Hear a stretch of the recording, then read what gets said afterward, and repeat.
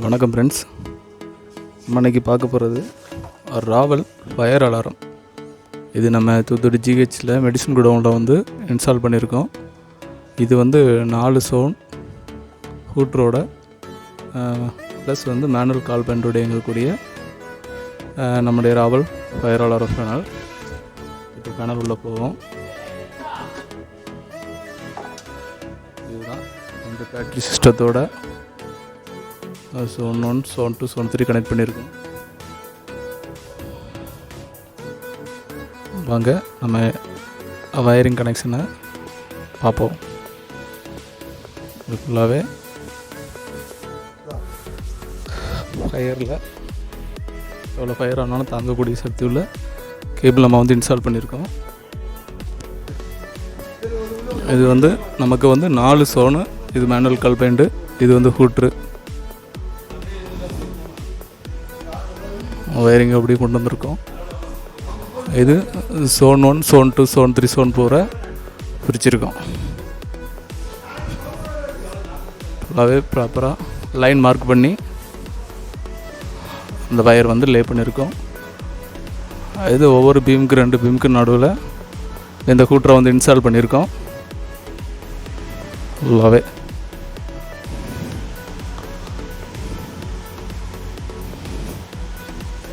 ஃபுல்லாக எங்களுடைய wiring setup தான்.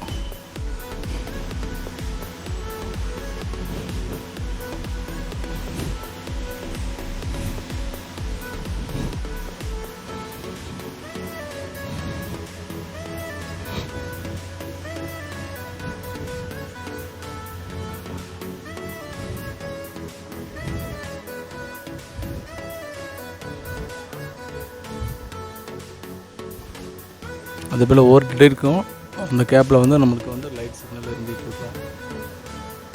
ஸோ அப்போ வந்து டிடெக்டர் வந்து நல்லா இருக்குன்னு நம்ம பார்த்துக்கலாம்.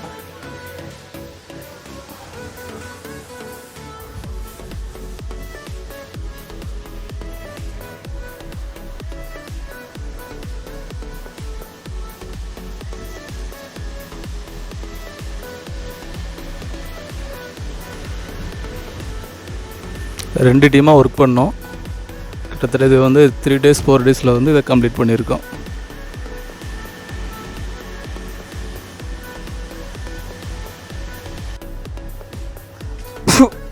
என்ன இதாக இருக்குது இந்த இது ஸ்மோக்கு குறைச்சிக்க. இப்போது இந்த டிடெக்டர் ஒர்க் ஆகுதாங்கிறதுக்காக நம்ம இதை டெஸ்ட் பண்ண போகிறோம்.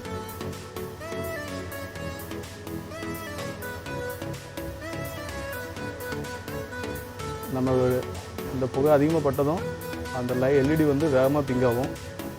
கொஞ்ச நேரத்தில் ரெட் கலர் ஆறிடும். ஆனதும் நம்மளுக்கு வந்து இண்டிகேஷன் ஆற ஆரம்பிச்சிடும். இதுதான் நம்முடைய ராவல் ஃபயர் அலாரோடைய மெயின் கான்செப்ட்டு. ஓகே, ரீசெட் பண்ணிட்டு இந்த பார்ட்டிகள் வந்து இவ்வளோ இருக்கும். மறுபடியும் இதை மாட்டோன்னா நம்மளுக்கு மறுபடியும் ஃபயர் டிடெக்ட் ஆகும். அதனால் இதை வந்து இந்த பார்ட்டிகள் ரிமூவ் பண்ணுறதுக்காக நம்ம ஊதிடுறோம்.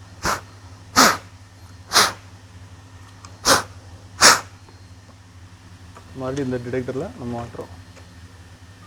எப்போவுமே ஒரு 10 செகண்ட் 20 செகண்ட் வரை இந்த லைட்டு வந்து எல்இடி வந்து விட்டு விட்டு எரிஞ்சிட்ருக்கோம். அப்போ ஸோ நம்ம டிடெக்டர் வந்து நல்லா இருக்குன்னு அர்த்தம். அது